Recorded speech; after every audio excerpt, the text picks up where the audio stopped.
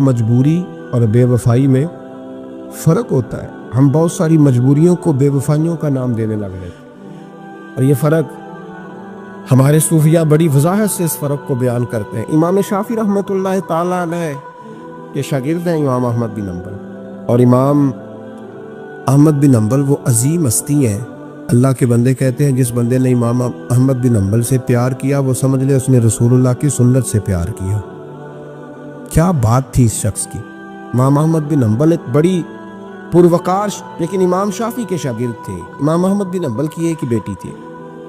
وہ کہتی ہے میں نے اپنے ابا جی کو دو ہی کام کرتے دیکھا، سارا دن رسول اللہ کا دین پڑھاتے اور ساری رات مصلی پہ بیٹھ کے اللہ کی یاد میں اور نبی پاک کے درود و سلام میں مشغول رہتے۔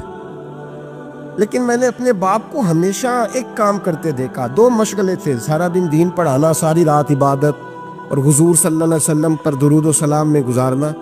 ایک کام میں نے بڑا مستقل دیکھا کہ میرے ابا جی ہمیشہ اپنے استاد امام شافعی کے لیے دعا مانگا کرتے، کوئی بھی نیک عمل کرتے تو ہاتھ اٹھاتے تو پہلے امام شافعی کے لیے دعا مانگتے۔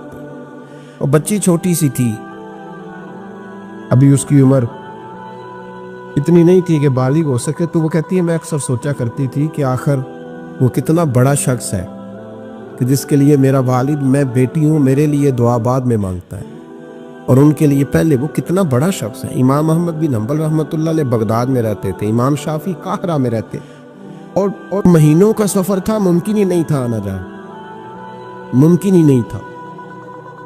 خیر امام ایک وقت ایسا بھی آیا، بیٹی کہتی ہے میری بڑی دعا تھی کہ کبھی میرے ابا جی کا استاد آئے، میں کبھی اس کاریگر کو بھی دیکھوں جس نے اس جیسا ہیرا تراشا ہے۔ دل کرتا تھا میں اس معمار کو بھی دیکھوں جس نے اتنے خوبصورت نقش و نگار والی عمارت بنائی ہے، میں اسے تو دیکھوں، دل بڑا کرتا تھا، میں دعا مانگتی تھی۔ خیر ایک دن امام شافعی کا خط آ ہی گیا، کہنے لگے احمد بن حنبل مجھے پتہ چلا ہے بغداد میں ایک محدث رہتے ہیں جو بڑے بوڑھے ہیں اور ان کے پاس نبی پاک کی ایک حدیث ہے، تو میں چاہتا ہوں کہ میں جلدی جلدی بغداد آؤں اور آ کے ان سے وہ حدیث حاصل کروں، وہ سنوں۔ روایت حدیث بہت بڑا مرتبہ ہوتا۔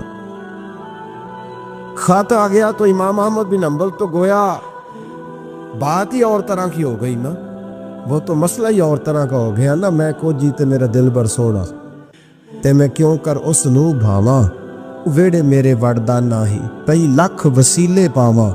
آج جب پتہ چلا نا تو حال بدل گیا، وہ تو وجد کرنے لگے امام احمد، بیٹی سے کہنے لگے بیٹی تیاری کرنے، ہر چیز نہیں ہونی چاہیے، میں تیرے ساتھ لگتا ہوں، صفائیاں مل کے کریں، آج رانائیاں بکھریں، جب وہ آئے گا تو پھر دیکھے گی دنیا کہ کس طرح کسی نے کسی کی عقیدت کی ہے۔ امام کو خط ملا، ادھر سے امام احمد بن حنبل رحمۃ اللہ تعالیٰ علیہ تیاری کرنے لگے اور امام شافعی چلنے لگے۔ جب چلے تو مہینوں کا سفر طے کر کے پہنچے۔ بچی کہتی ہے میرے دل کے اندر بہت بڑا زاویہ تھا، بہت بڑا، وہ بہت بڑے ہوں گے، کیا بات ہو۔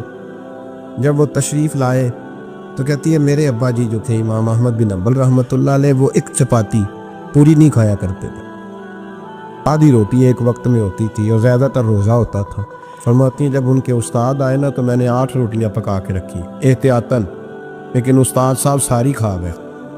میرا خیال تھا کہ وہ اگر آدھی کھاتے ہیں تو وہ آدھی سے آدھی کھاتے ہوں گے، وہ ساری روٹی کھا گئے۔ فرماتے ہیں حد ہو گئی، میرے دل میں خیال تھا کہ میرے ابا جی ساری رات بیدار رہتے ہیں تو ان کے استاد مغرب سے ہی مصلی پہ بیٹھ جائیں گے، ان سے بھی زیادہ پرہیزگار ہوں گا۔ لیکن میں نے عجیب منظر دیکھا کہ حضرت امام شافعی تشریف لائے، 8 روٹیاں کھائیں، عشاء کی نماز پڑھی اور لیٹ گئے۔ میرے ابا جی ساری رات نفل پڑھتے رہے، وہ ساری رات آرام کرتے رہے۔ میں نے تہجد کا پانی رکھ دیا تھا کہ سویرے اٹھیں گے امام شافعی تہجد میں تو وضو کریں گے، کہتے پانی بھی اسی طرح پڑا رہا، وہ کمبل میں رہے۔ فجر کا وقت ہوا تو امام احمد بن حنبل نے ان کے دروازے کے قریب ہو کے کہا حضرت جماعت کا وقت ہو گیا، کہتی بستر اتارا، وضو بھی نہیں کیا، مسجد چلے گئے، نماز پڑھ کے آ کے پھر لیٹ گئے۔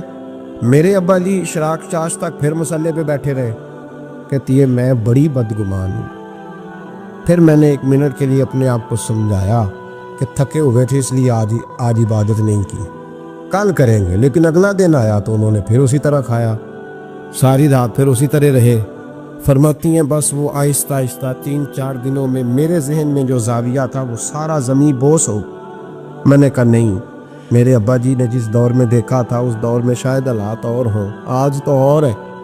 فرماتی ہیں 4-5 دن کے بعد وہ رخصت ہونے لگے، پردے کے پیچھے میں سن رہی تھی۔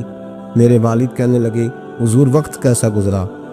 کہنے لگے یار تجھے کیا بتاؤں، 2-3 مہینے رستے میں آیا ہوں تو بچ بچ کے جان بچانے کے لیے 2-4 لقمے کھاتا رہا ہوں۔ پتہ نہیں لوگوں کا رزق کس طرح کا تھا، پتہ نہیں جانور بھی صحیح ذبح ہوئے تھے کہ نہیں ہوئے تھے۔ جب تیرے دسترخوان پہ آیا ہوں تو میں نے تجھے سینچا ہے، سوارا ہے، مجھے پتہ ہے تو ایک لقمہ بھی حرام نہیں رکھ سکتا، اور میں نے تیرے لنگر سے نور نکلتے دیکھا ہے، اور یہ وہ والا کھانا ہے جو اندر جا کے بوجھ نہیں بنتا، نور بنتا ہے۔ اس لیے میں تیرے رزق کو نور سمجھ کے کھاتا رہا ہوں، زندگی بھر کبھی 2 اکٹھی نہیں کھائی، پر یہاں 8-8 روٹیاں کھاتا رہا ہوں، یہاں اپنے گھر میں یا تیرے گھر میں، ورنہ رستے میں تو میں بڑا پریشان تھا۔ اور فرمانے لگے تجھے پتہ ہے کہ میں ساری رات کیا کرتا رہتا تھا؟ کہ حضور نہیں۔ فرمانے لگے جو تو عشاء کی نماز میں تلاوت کرتا تھا نا صورتوں کی، میں ساری رات بستر میں لیٹ کے ان کی تفسیر کرتا رہتا تھا، اور میں نے ایک آیت کی 100 تفسیریں کی ہیں رات بھر جاگ کے، 100۔ تو نے دیکھا میں بغیر وضو چلا جاتا تھا سویرے؟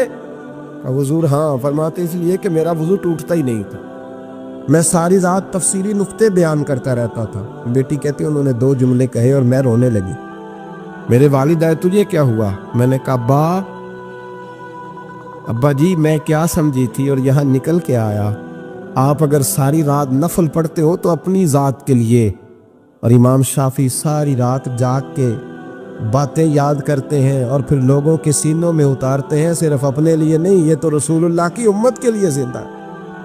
میں کیا سمجھی تھی او بھائی، میں نے کہا مجبوری اور بے وفائی میں فرق ہوتا ہے، ذرا چھلکا اتار کے دیکھ تو صحیح، تجھے پتہ تو چلے اندر حالات کچے ہیں کہ پکے ہیں۔ ایک بزرگ تھے شاہ بقی الدین ابن مخلد، وہ کہتے ہیں مجھے پتہ چلا کہ اس دور میں نبی کریم علیہ السلام کی حدیث جو سب سے بہترین پڑھاتے ہیں وہ امام احمد بن حنبل ہیں۔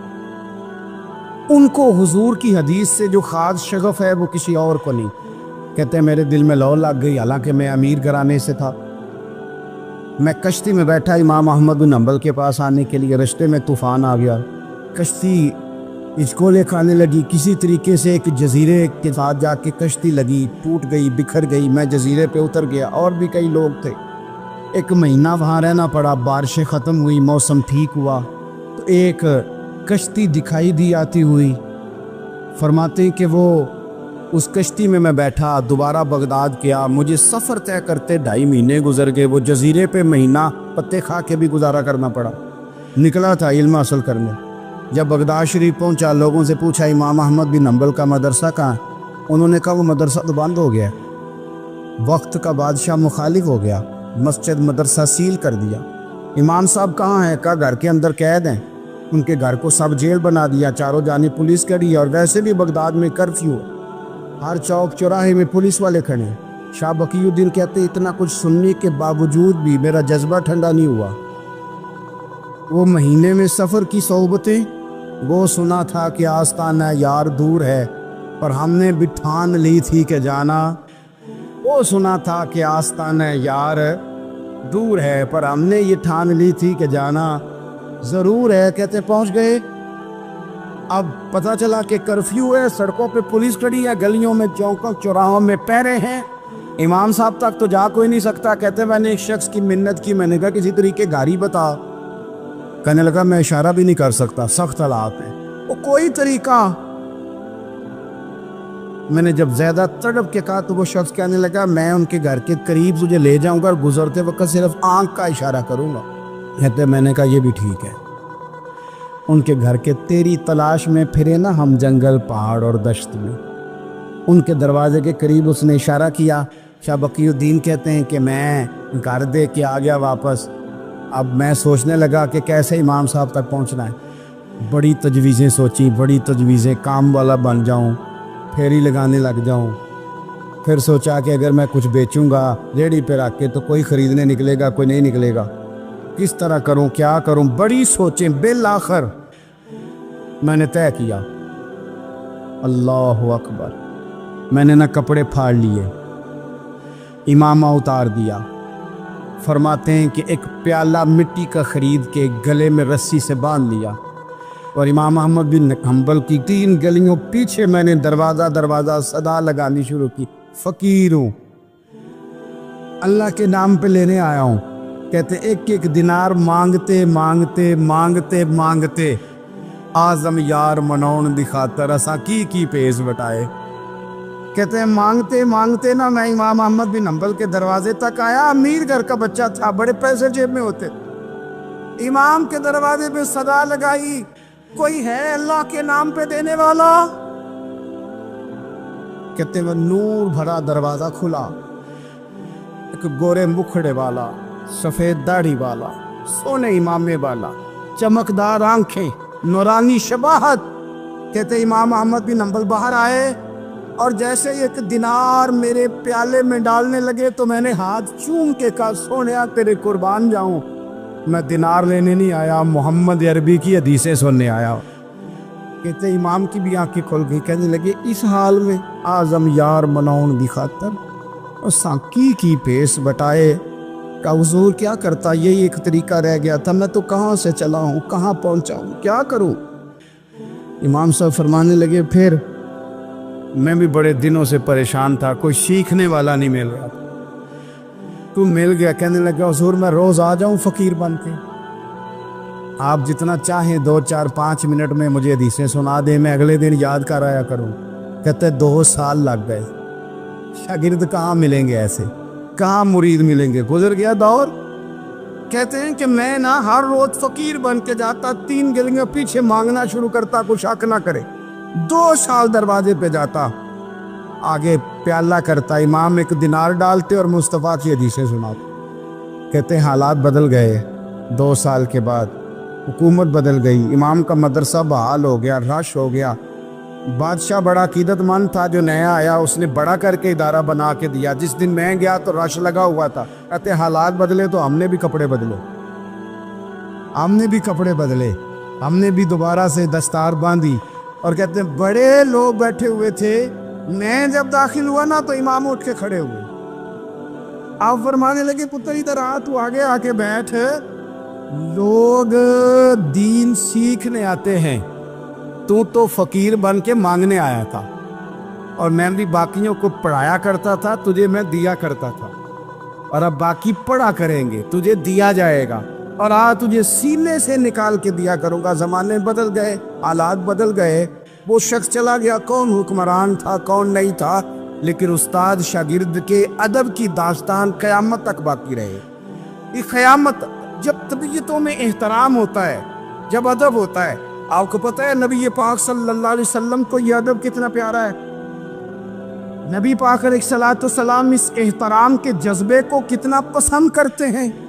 اللہ کے پیارے رسول صلی اللہ تعالیٰ علیہ وسلم اس جذبہ احترام سے کتنے راضی ہوتے ہیں.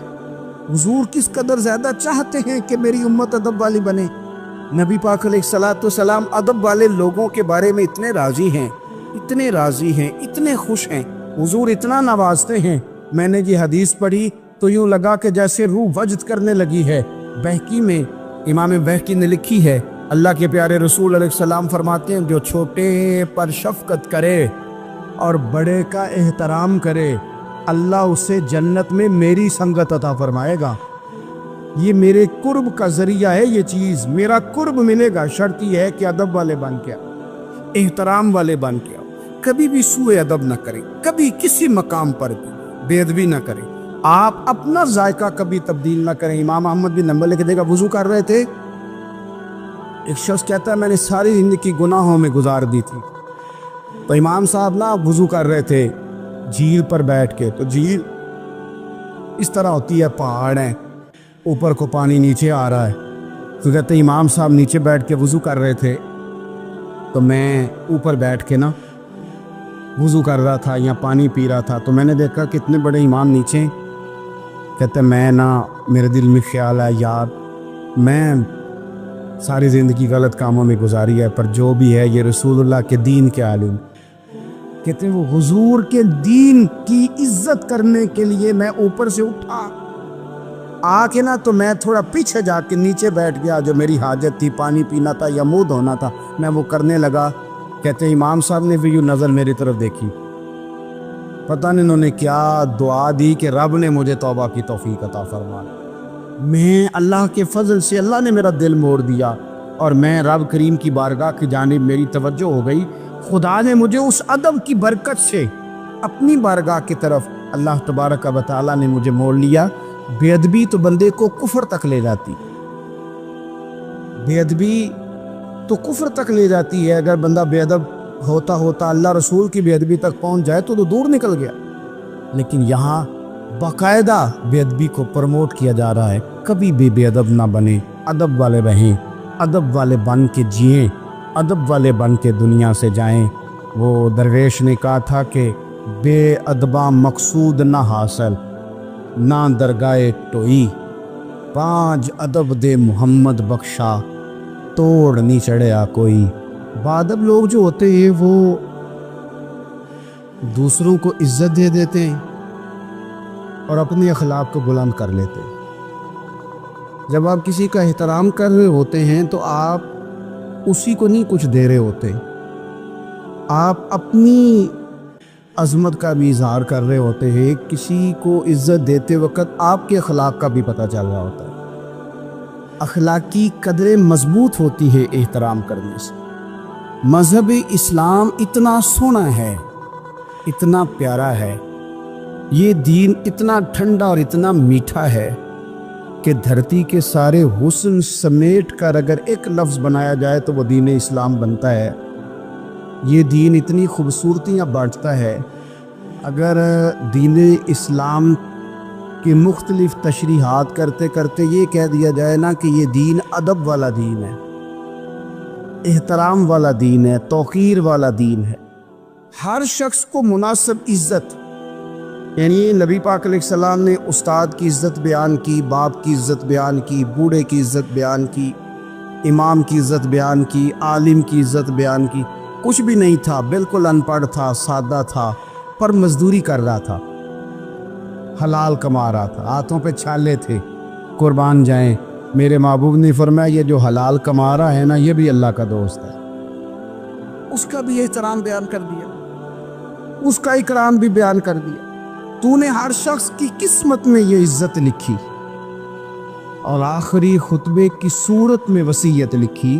نبی کریم صلی اللہ علیہ وسلم نے لوگوں کو احترام دیا۔ اللہ کے محبوب علیہ السلام، آپ دیکھیے حضور نے اس عورت کی بھی فضیلت بیان کی جس کے گھر کے اندر اولاد پیدا ہوتی ہے، اور اس کی بھی فضیلت بیان کی کہ جس گھر کے اندر اولاد پیدا ہوتی ہے پر جلدی چلی جاتی ہے، انتقال ہو جاتا ہے کسی بچے کا خدا نہ خواستہ، اس کی بھی فضیلت بیان کی۔